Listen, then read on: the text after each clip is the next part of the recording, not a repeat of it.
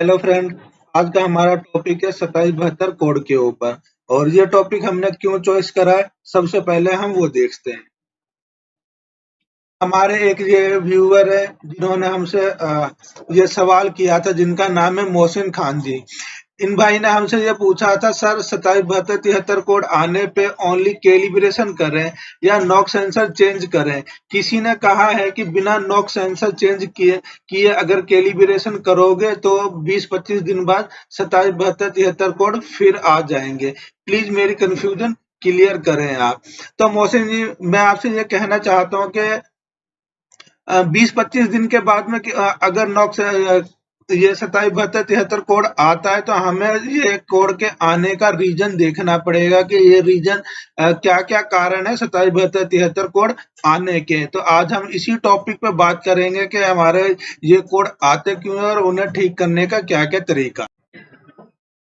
Hello friend, मैं हूं आपका दोस्त अजय। स्वागत है आपका अपने ही चैनल मजूका ऑटो ट्रैक पे। तो फ्रेंड, अगर आप 2772 कोड के बारे में पूरी डिटेल में जानना चाहते हैं तो प्लीज वीडियो को स्किप ना करें और ध्यान से इसे वीडियो को देखें, तभी आपको ये चीजें समझ में आ पाएंगी कि हमारे 2772 कोड क्यों आता है। तो जब हम गाड़ी के साथ लैपटॉप कनेक्ट करेंगे और हमारी गाड़ी में अगर 2772 73 कोड आ रहे हैं तो हमें कुछ ऐसा देखने को मिलेगा जैसा अभी आप स्क्रीन पे देख रहे हैं। तो अगर हम इस पे 2772 73 पर डबल क्लिक करेंगे तो हमें कुछ ऐसा इंटरफेस देखने को मिलेगा जिसमें हमें बताया जा रहा है the engine knocks output is the higher than recommend level. इसमें ये कहा जा रहा है कि हमारा जो नॉक्स है वो आउटपुट यानी जो जहां से बाहर निकलेगा साइलेंसर में से, वहां पर का जो नॉक सेंसर का लेवल है वो रिकमेंड लेवल से हाई जा रहा है। यानी जितना हमारी सरकार ने बताया है कि आपकी गाड़ी में से इतना नॉक्स निकलना चाहिए, उससे भी ज्यादा जा रहा है, जिस कंडीशन में ये हमारा फाल कोड एक्टिव में होगा। और अगर हम दूसरे 72 73 की बात करेंगे तो उस पे भी यही सेम यही चीज लिखी हुई है, the engine knocks output is higher than recommend level. इसमें भी सेम चीज बताई गई है कि आपका जो नॉक्स है वो रिकमेंड लेवल से हाई जा रहा है, जिसकी वजह से ये फाल कोड आते हैं। तो अब हम बात करते हैं कि ऐसा कारण क्यों है, ये फाल कोड आएंगे क्यों। क्योंकि जैसा अभी हमने देखा ये कि जब भी हमारे धुएं की मात्रा बढ़ेगी उस टाइम ये हमारे फाल कोड आएंगे। तो फ्रेंड, सबसे पहले जब भी आपको 2772 73 कोड देखने को मिले तो उसके साथ में आप दूसरे फाल कोडों को देखें, चाहे वो इनएक्टिव में ही क्यों ना हो। जो भी फाल कोड आपको देखने को मिले उनके यहाँ पर काउंट चेक कीजिए, चाहे वो इनएक्टिव में भी है। अगर वो काउंट ज्यादा है या हमारा एशिया संबंधित कोई भी फाल कोड एक्टिव में है तो आप 2772 73 कोड को छोड़ दीजिए, आप उसके ऊपर काम करिए। क्योंकि अगर हमारा एशिया संबंधित कोई भी फाल कोड आएगा तो हमारे सलेंसर के अंदर यूरिया स्प्रे नहीं होगा, जिसकी वजह से भी हमारे धुएं की मात्रा बढ़ जाएगी और हमारे ये कोड आने लग जाएंगे। तो एशिया संबंधित जो भी फाल कोड है आप पहले उन पे काम करिए। अगर आपके पास में ऐसी पोजीशन आती है जैसे अभी हमारी इस गाड़ी में कि हमारे एशिया संबंधित कोई भी ऐसा मेजर फाल कोड नहीं है और सिर्फ ये 2772 73 कोड ही आ रहे हैं, तो उस कंडीशन पे आज हम बात करेंगे कि हमें गाड़ी में क्या क्या चीजें चेक करनी चाहिए। सबसे पहला जो हमें काम करना चाहिए वो है, हम यूरिया की क्वालिटी चेक करेंगे कि हमारी यूरिया की क्वालिटी तो खराब नहीं होगी। क्योंकि अगर यूरिया की क्वालिटी खराब होगी तो भी हमारे धुएं की मात्रा बढ़ जाएगी, जिसकी वजह से ये हमारे फाल कोड एक्टिव में आ जाएंगे। उसके बाद दूसरा काम हम ये करेंगे, हम अपने गाड़ी में डोजिंग करवाएंगे पूरे 6 मिनट की। और जो हमारा जहाँ से यूरिया इंजेक्ट होता है नोजल को, उसको हम सलेंसर में से खोल के किसी जार में में रख लेंगे, ताकि हमारा जो यूरिया स्प्रे होगा 6 मिनट तक वो बाहर ना बिखरे, हमारे उसी जार में रहे। 6 मिनट डोजिंग होने के बाद हम उस यूरिया को नापेंगे कि हमारा 6 मिनट में यूरिया कितना आया है। तो वो फ्रेंड, हमारा जब यूरिया हम नापेंगे तो वो हमें 90 से 100 ml के आसपास होना चाहिए। अगर इतना आ रहा है तो ठीक है, अगर नहीं आ रहा है तो हमारे डोजर सिस्टम में कोई प्रॉब्लम है, हमें उसे चेक करना होना पड़ेगा, क्योंकि अगर हमारा 90 से 100 ml नहीं आ रहा है तो मतलब हमारा तो भी धुएं की मात्रा बढ़ेगी, धुएं की मात्रा बढ़ जाएगी। उसके बाद तीसरा काम हम जो हमें चेक करना है, हम ये चेक करेंगे कि हमारा साइलेंसर कहीं से लीक तो नहीं है, या उसकी जो पैकिंग होती है वो लीक तो नहीं है। अगर वो लीक होगा तो भी हमारा ये 277273 कोड आएगा। अब फ्रेंड सवाल ये आता है कि अगर हमारा साइलेंसर लीक है या उसकी पैकिंग है लीक है तो हमारा नॉक्स क्यों बढ़ेगा, तो हम इस पे बात करते हैं। क्योंकि फ्रेंड जो हमारा नॉक्स सेंसर होता है वो धुएं को के में जो भी उसको चेक करने के निर्देश दिए गए हैं वो तो चेक करता करता है, साथ में वो धुएं में ऑक्सीजन की लेवल कितना है वो भी चेक करता है। क्योंकि उसे जो हमारा इंजन में से धुआं आ रहा है उसमें ऑक्सीजन बचा हुआ तो नहीं है। अगर उसमें ऑक्सीजन बचा हुआ रहेगा तो हमारा धुएं की मात्रा बढ़ जाएगी। अगर हमारे धुएं के अंदर ऑक्सीजन बचा हुआ है मतलब हमारा जो इंजन है वहां पर वो वहां पर हमारा फ्यूल बर्न होता है वो पूरा नहीं होगा, तो इसीलिए हमारी ऑक्सीजन बचेगी और जो वहां पर आके धुएं की मात्रा को बढ़ाएगा। तो ये हमारा नॉक्स सेंसर ऑक्सीजन की मात्रा को भी नापता है। अब सवाल ये है कि अगर ये लीक होगा तो हमारे ऑक्सीजन की मात्रा कैसे बढ़ेगी। तो फ्रेंड जब भी हमारा सिलेंसर लीक होता है तो बाहर के वातावरण की जो शुद्ध हवा है बिना बर्न हुई ऑक्सीजन वो हमारे सिलेंसर में जाती है, जो नॉक्स सेंसर के पास पहुंचती है तो वो उस चीज को नोट करता है कि ये जो धुआं निकल रहा है इसमें ऑक्सीजन की मात्रा ज्यादा है। अब नॉक्स सेंसर को ये मतलब नहीं है कि वो हवा कहाँ से आ रही है, इंजन से आ रही है या बाहर की आ रही है, उसने तो हमें नाप के बता दिया तुम्हारे आपका जो धुआं आ रहा है उसमें ऑक्सीजन की मात्रा बढ़िया है, तो उसको वो उसमें के मैटर में हमें 2772 कोड दिखा देगा कि ये गाड़ी में प्रॉब्लम आ रही है। तो उस कंडीशन में हमें नॉक्स ये सिलेंसर के सारी पैकिंग है और ये चीजें अच्छी तरह चेक करनी पड़ेंगी हमारी वो कहीं पे लीक तो नहीं हो रही।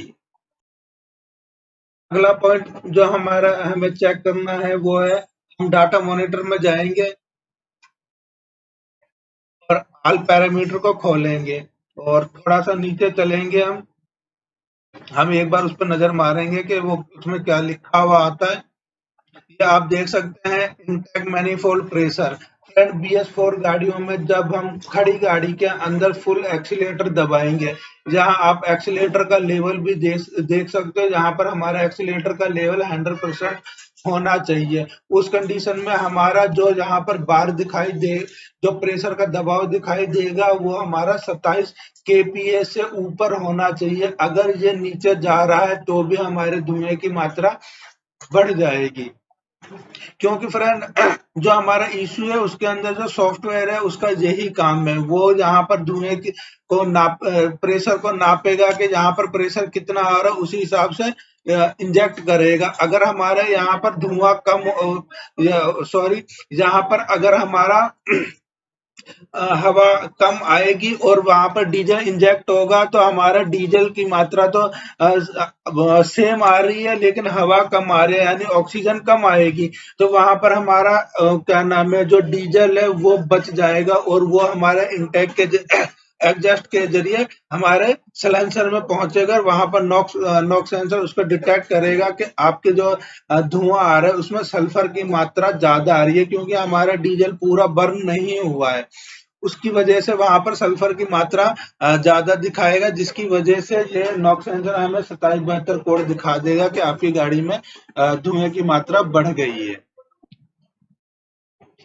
जैसा कि अभी हमने बात करा है हम खड़ी गाड़ी में जब फुल एक्सीलेटर देंगे तो BS4 गाड़ियों में ये जो हमारा प्रेशर है ये 27 kPa से ऊपर होना चाहिए या 27 के आसपास होना चाहिए। अगर हम BS6 गाड़ियों की बात करें तो ये हमारा 50 kPa के आसपास होना चाहिए, उससे नीचे अगर जा रहा है तो हमारे समझ लो टर्बो लाइन की जो एयर लाइन है हमारा कहीं ना कहीं प्रॉब्लम है, कोई हमारा क्लिप लूज है या हमारा कोई होज लीक हो रहा है जिसकी वजह से हमारे यहाँ पर पूरा प्रॉपर हवा नहीं पहुंच पा रही है, तो आपको वो अच्छी तरीके से ये चीजें चेक करनी पड़ेंगी। उसके बाद जो हमें चेक करने का पॉइंट है वो हम चेक करेंगे कि हमारा डीजल जो है वो तो खराब नहीं है।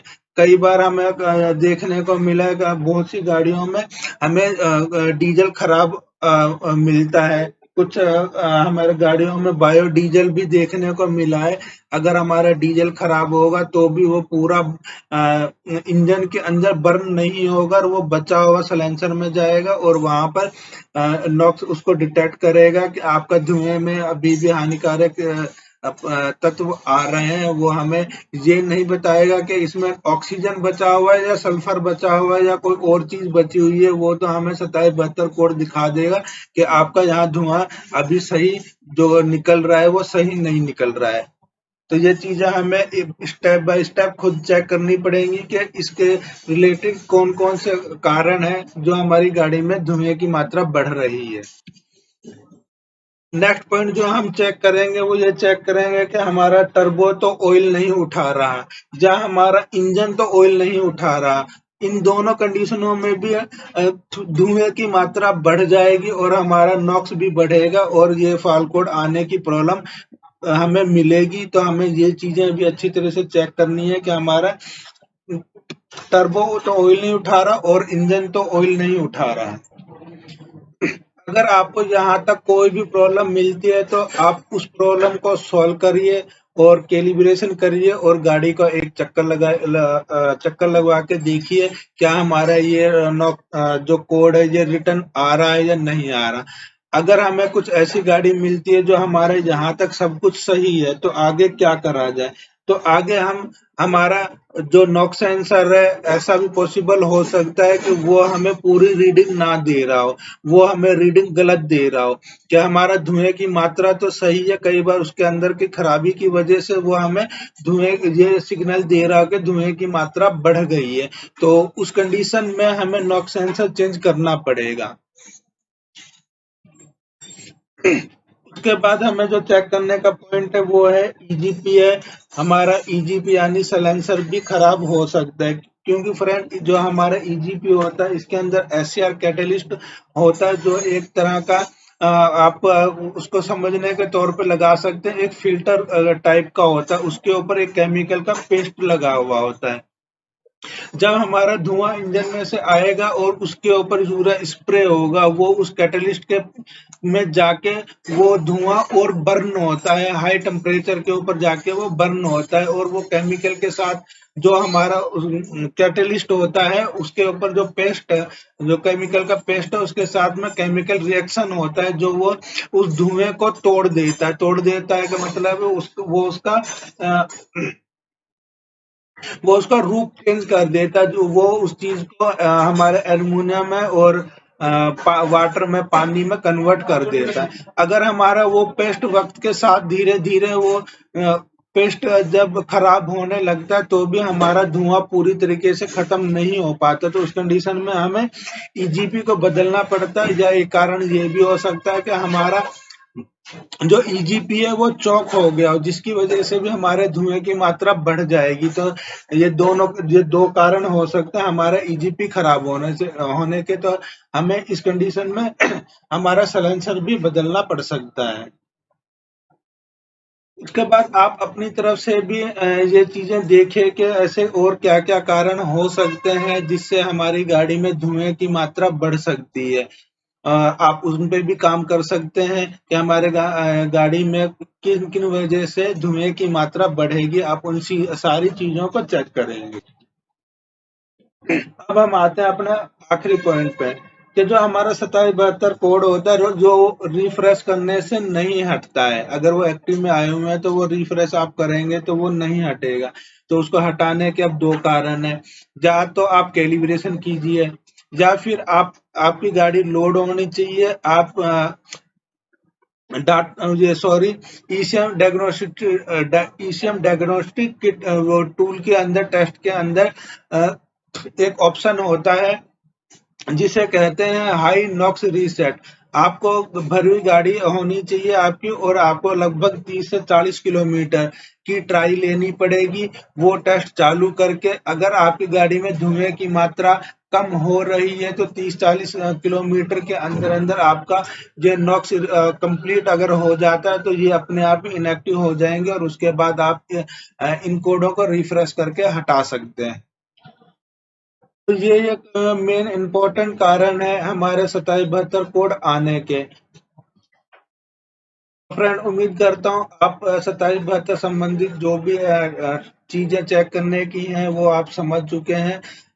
फिर भी आपके दिल में कोई भी डाउट हो तो आप मुझे कमेंट सेक्शन में जाके पूछ सकते हैं। मैं पूरी कोशिश करूंगा आपके हर डाउट को क्लियर करने का। तो फ्रेंड, आज की वीडियो के लिए बस इतना ही। अगर आपको वीडियो पसंद आई है तो लाइक करें, शेयर करें और सब्सक्राइब करें, और हमेशा खुश रहिए। मिलते हैं हमारी नेक्स्ट वीडियो में किसी और टॉपिक के ऊपर।